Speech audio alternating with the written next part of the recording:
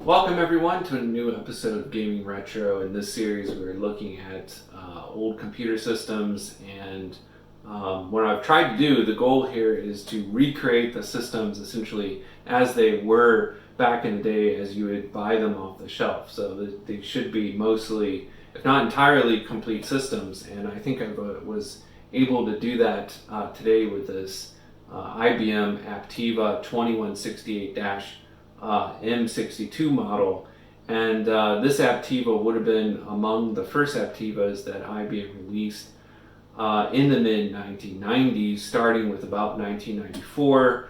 The Aptiva line ran up until I believe 2000, maybe 2001. You could still buy them off the shelf. So this would have been one of the earlier models, and is one of the better known models, I would say.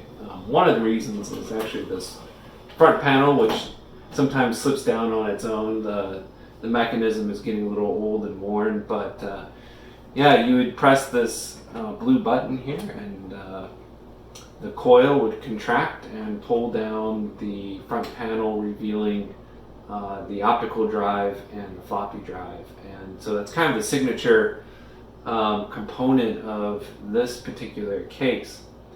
The monitor, 15-inch CRT, and this one is actually showing its age a little bit. And when I turn on here in a couple minutes, you'll notice that it's getting a little blurry. So it's starting to lose some of its sharpness and resolution, I think, which is kind of sad. I really like the overall aesthetics. I like the fact that the buttons, I know it's kind of a small detail, but you'll notice the buttons are all these square buttons with a little indentation, circular indentation in the middle. And in fact, the speakers and the power button on the case look almost identical in terms of their overall shape, which is, I don't know, I kind of like that. I also like the fact that the logo, the IBM logo, matches on the monitor and the desktop. Now, the keyboard that you would have gotten would have been either this rubber dome keyboard, which I think was pretty standard, or a Model M keyboard, certainly being produced at that time. And you notice the logo also is pretty much identical to the monitor and the case, which again is kind of neat. The mouse is an IBM mouse, standard mouse. I don't know if this is exactly the one that you probably get with the system or not, but it would have been something similar to this. It's about that vintage. And so this particular model is 120 MHz Pentium. It has 80 megabytes of RAM. You would have actually gotten 16 megabytes of RAM pre-installed on the motherboard, and then this had, I guess, 64 megabytes added to it later. So for a total of 80, which was a pretty decent amount of RAM back in the mid-90s. And I believe it has a 1.7 gigabyte hard drive. So a pretty formidable model for just the home environment and for that kind of use in 1995, certainly. And I think just a sharp looking system overall. I want to point out the sides of the case are kind of interesting because they both actually have some vents for airflow, which you didn't always find on computers from the mid-90s or so. So you've got this nice grate on the side. This is not the side that actually has the motherboard on it, that's the other side, but allows air to flow in and out, help cool those components. Your CPU kind of up in here, and the sound card. Video card, if you added one, would be down in here. So that's kind of nice. Kind of wish I had this on other computers. And this is the other side, the right side of the case, where the motherboard is in fact attached, and it has a much smaller grill, but this is probably right about where the CPU is. So this helps bring in some cool air to help vent the motherboard and CPU and keep that cool, which is also kind of interesting given the age of the computer, the fact that the components really didn't get all that hot. So that's a nice little addition.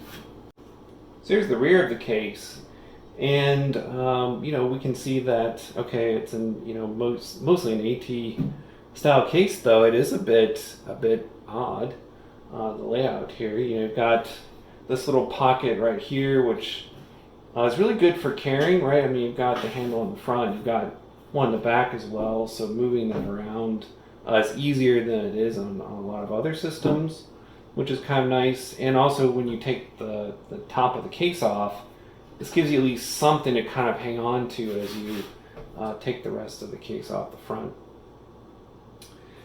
We can see that there might have been other cards in here, but at the moment the only expansion card is this one, and it's a sound card there.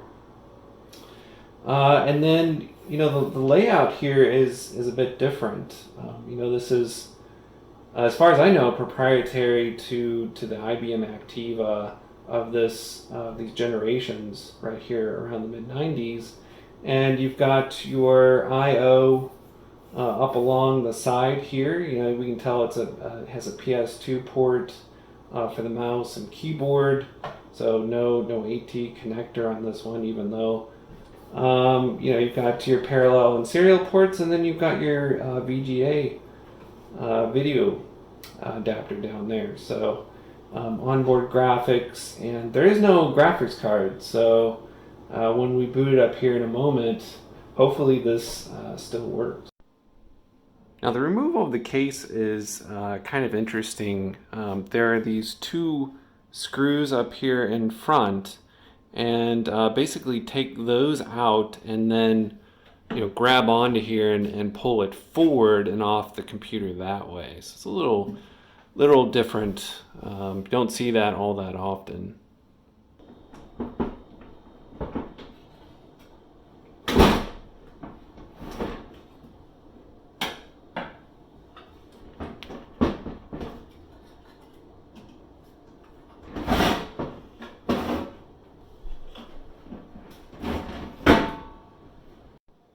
This hard drive up here at the top is a bit unusual as well. You don't often find hard drives mounted actually on top of the power supply down here. Yeah, it's sitting right up here on top, and appears to be in really good shape. It's 1700 megabytes, a 1.7 gigabyte hard drive, which was pretty standard for about 1996. Alright, so in terms of the internals here, we've got a bit more oddity with this system, and that is that it's got this riser card in it that just hovers over the motherboard, and it's on that riser board that you actually have your expansion slots. So we've got 5 ISA slots in there, and then 2 PCI slots.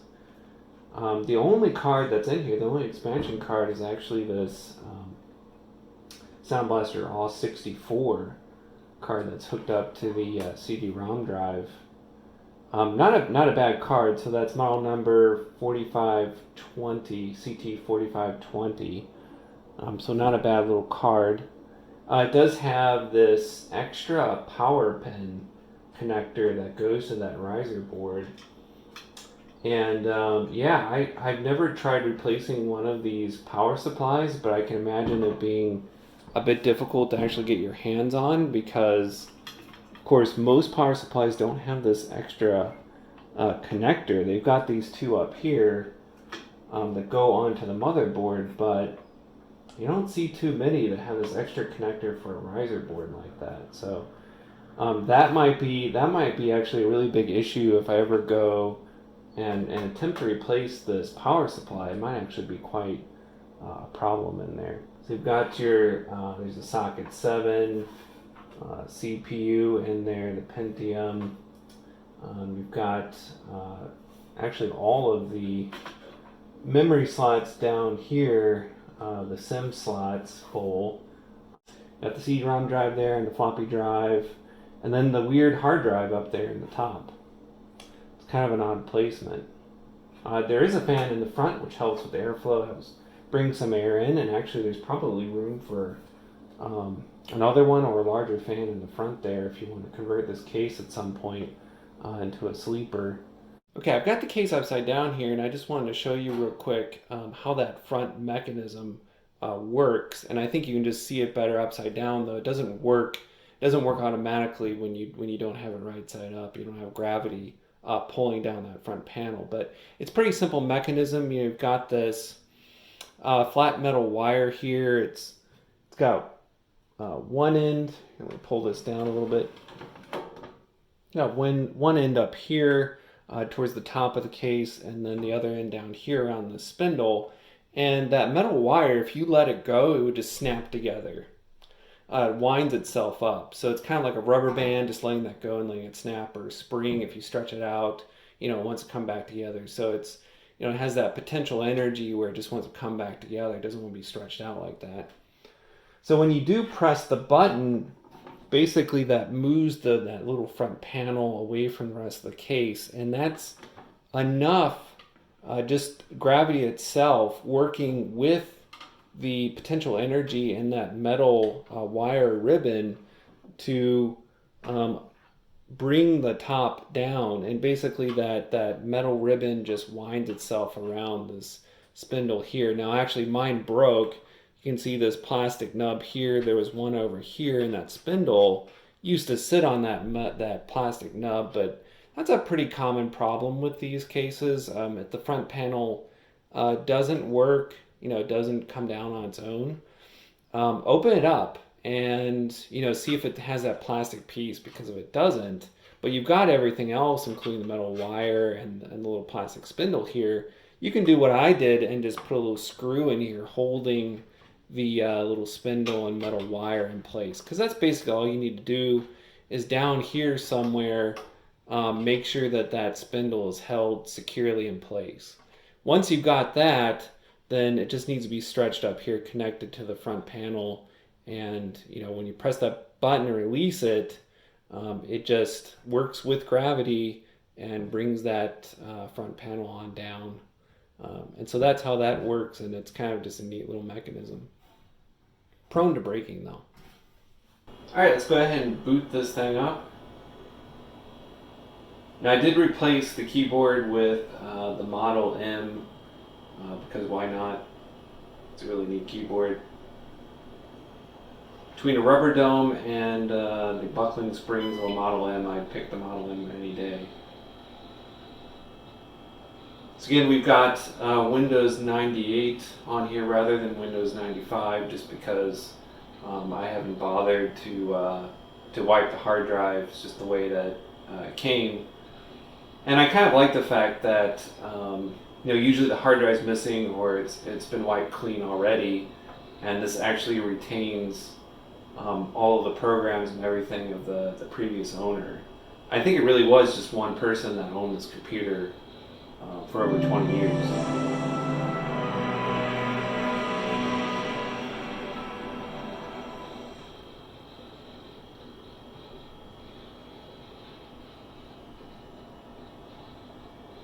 It still has a folder for their documents.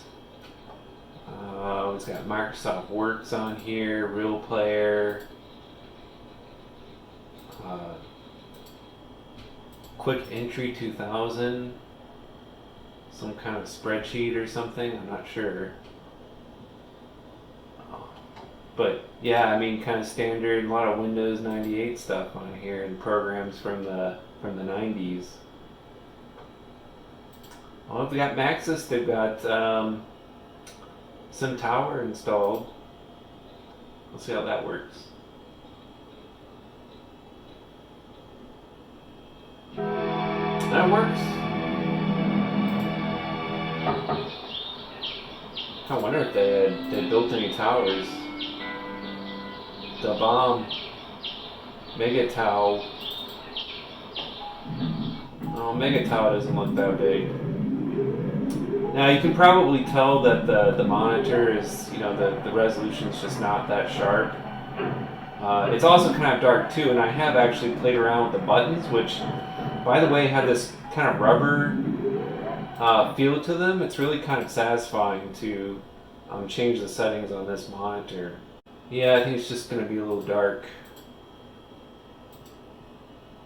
That's kind of neat. I always like going through, and I feel a little weird going through someone's old files and everything. I try not to look at anything that might be private, and I usually wipe the hard drives pretty quick after I get a system like this. But that's always kind of neat to see what programs they installed and used. Again, it's kind of like a little time capsule.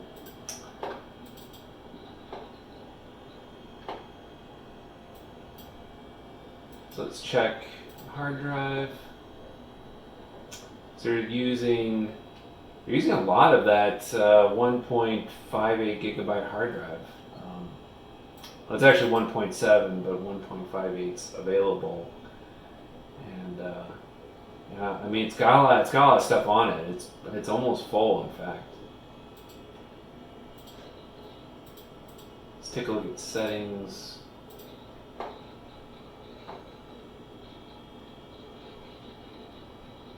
So it is running a little slow. It does seem a little clunky to me. Not that this is the fastest computer, but and Windows 98 might be a little bit of a stretch for a first generation Pentium, but I think it's running a little slow maybe because of all the programs that's loaded on here. So Miss Susan Butts, wherever you are, thank you very much for giving up your computer. I suppose it's a neat system, and yeah, 80 megabytes of RAM. Doesn't tell you what the processor speed here is. I actually had to look that up in BIOS. It doesn't tell you. So I think the next step with this is going to be installing Windows 95 and just kind of restoring it to its kind of factory default settings. And luckily I do have a disk for this.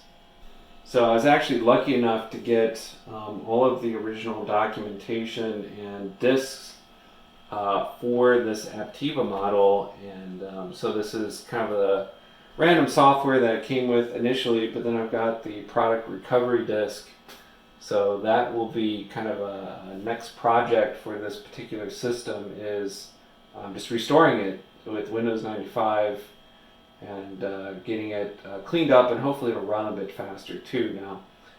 The monitor I'm still concerned about, and probably will try to replace with a monitor that's not so blurry, it has a little bit of a sharper image to it, because it does start to bother my eyes, as I've noticed the more I use it over time. So. Alright guys, that's the IBM Aptiva 2168-M62 model, and there are many Aptiva models floating about out there on eBay and so forth, and I actually have a few other models that I do plan on showing in future videos, so hopefully you will come back and take a look at those. And if you like this video, why not check out some of the other videos, subscribe, and we'd be very happy to have you revisit the channel here as we load some new content, older vintage computers, games, and all that good stuff.